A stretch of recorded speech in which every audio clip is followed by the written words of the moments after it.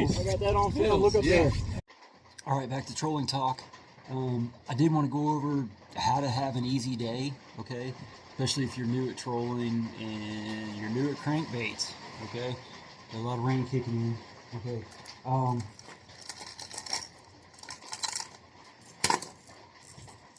Worst thing you can have happen for the day, and I've been out, I've done it to myself, and I've seen someone else do it on my boat and had to pull it out with pliers on myself and someone else on my boat, is get a triple hook in your hand.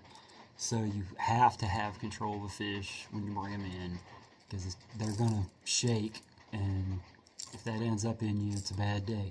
Even when a fish gets, might get off right at the boat and you have a crankbait flying at you. So a lot of issues to deal with crankbaits, and you really got to take your time.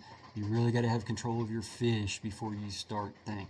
And needle nose pliers, a must, to do this safely.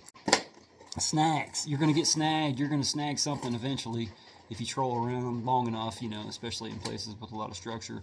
But one of the best tips I have is just kill the boat, because I'm on a big motor. I'm just barely in forward, clicked into forward, and that's how I'm trolling. It's usually about 1.8 miles an hour going up the Tennessee River, depending on a normal kind of water flow, and going about 3 miles an hour if you're going downriver.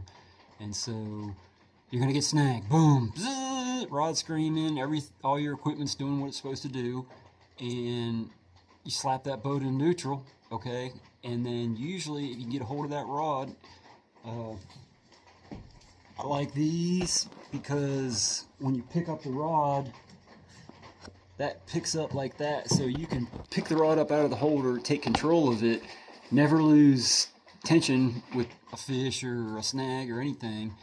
And then at that point you want to let the bail go, and a lot of times, half the time, if you let the bail go and give your crankbait slack, it'll come up off whatever it's on, it'll start floating up, and you'll feel it again vibrating. And once in a rare blue moon do I have to circle back around and try to get it, but at that point you got to reel in everything you got and go after your one crankbait. So you do lose some once in a while, but not often. But the number one thing, we probably had 4 snags in one fishing trip the other day, and I think like 3 of them I got off by just putting the boat in neutral, letting my bail go, giving it slack, and